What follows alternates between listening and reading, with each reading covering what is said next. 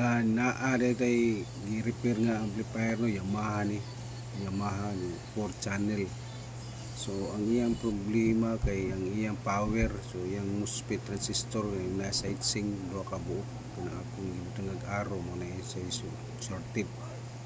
So pag-tester niya nara ko ra na siyang gipakita pag so nara mo idea na mo guide kung mubuto ang fuse ana, so posible guba na siya MOSFET transistor kana mo ni siya.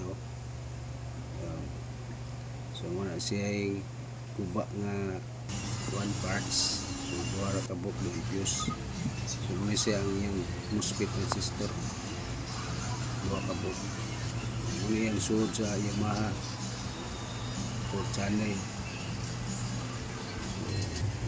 Indot ko niya siya. So muna siya pag-tester na to. Tanawa lang na ninyo. So wala naman idea na. So kana lang siya.